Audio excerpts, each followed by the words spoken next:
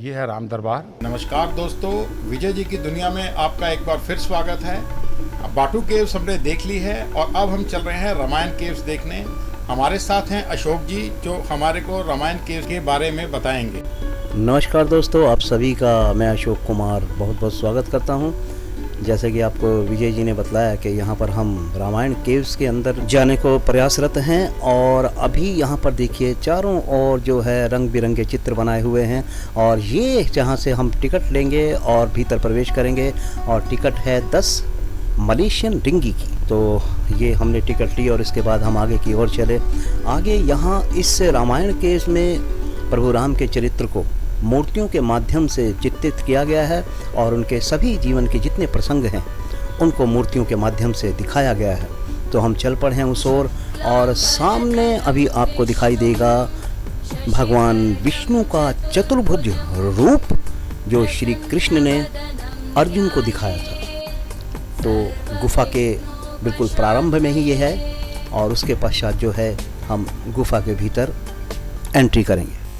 तो ये हम पहुंच चुके हैं मुख्य द्वार पर रामायण केव्स के। और ये जो केव्स बनी हुई है ये प्राकृतिक रूप से बनी हुई है, लेकिन इसके बीच में जो भी आप देख रहे हैं ये मनुष्यकृत है।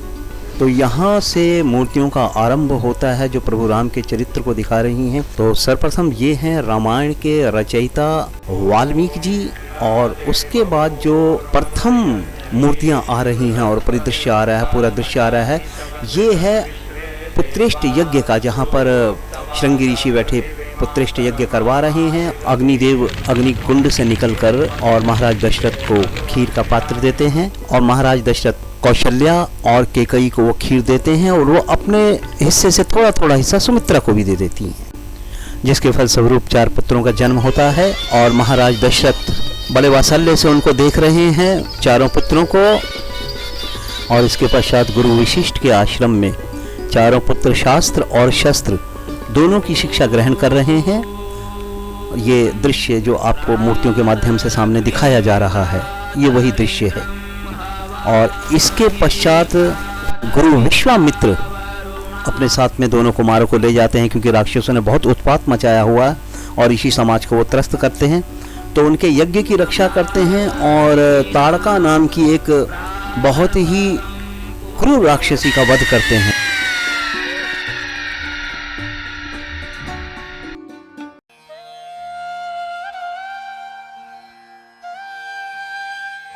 और ये है अहिल्या उद्धार का दृश्य। अहिल्या जो इंद्र के साथ व्याभिचार करने के कारण गौतम ऋषि के द्वारा बहिष्कृत कर दी गई थी और समाज से कट गई थी बिल्कुल। और व्यक्ति जब समाज से कट जाता है तो वो पाषाण समान हो जाता है, पत्थर समान हो जाता है।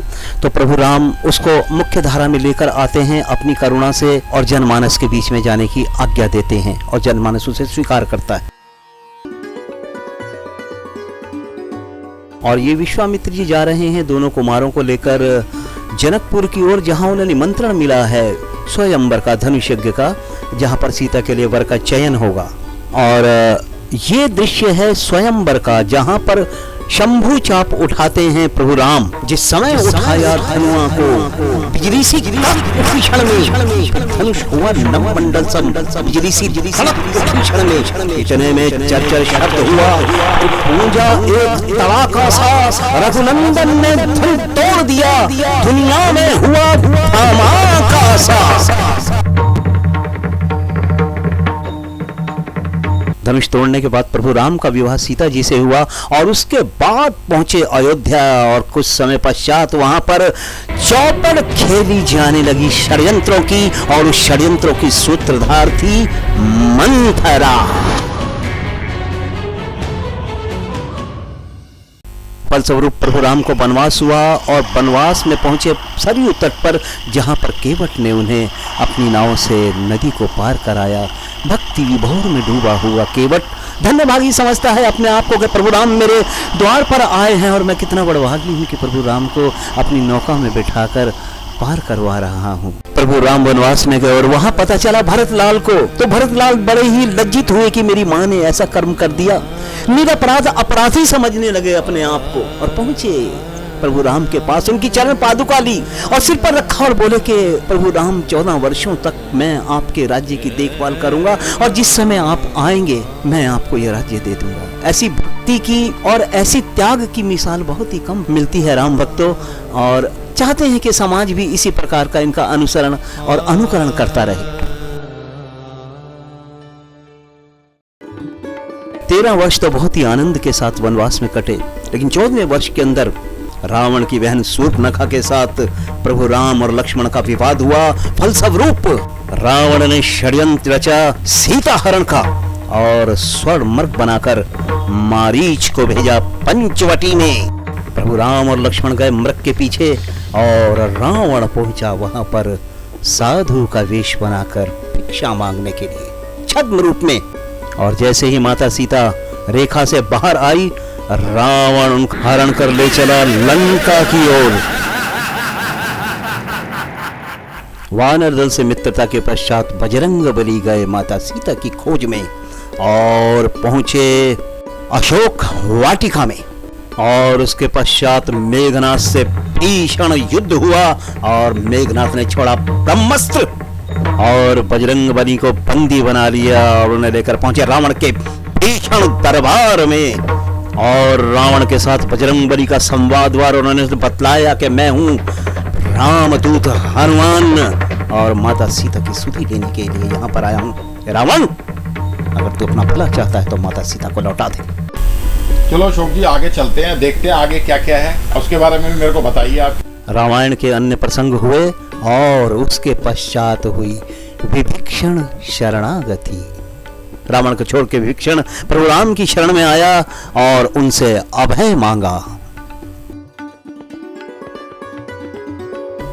रामेश्वरम में शिवलिंग की स्थापना के बाद प्रभु राम ने सेतु बांधने का कार्य आरंभ किया और वानर उठाकर बड़े बड़े पत्थर समुद्र में डालने लगे राम नाम लिखकर, और प्रभु की कृपा से वो पत्थर जल में तैरने लगे और एक विशाल सेतु का निर्माण हुआ।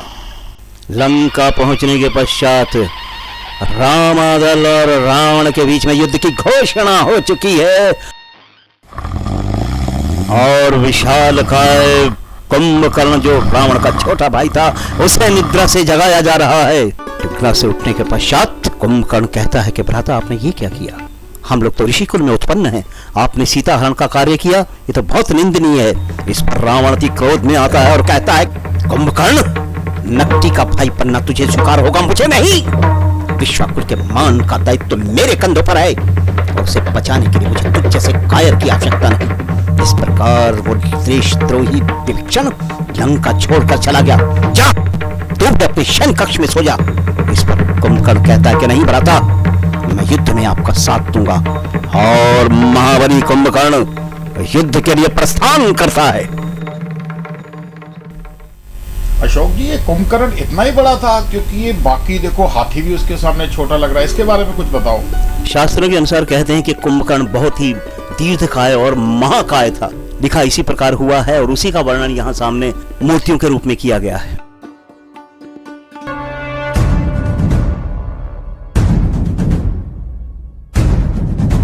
कुंभकर्ण वध के पश्चात रावण स्वयं अपनी विशाल सेना लेकर युद्ध के लिए निकला और उसका सामना हुआ सामने प्रभु राम से। दोनों के बीच दुर्धर्ष और भीषण युद्ध हुआ। तीर भाले जितने भी शस्त्र थे सब चलाए गए, एक दूसरे पर जितने भी घात थे सब आजमाए गए, और अंत में इस युद्ध में रावण की पराजय हुई, उसकी मृत्यु हुई और प्रभु राम की विजय हुई।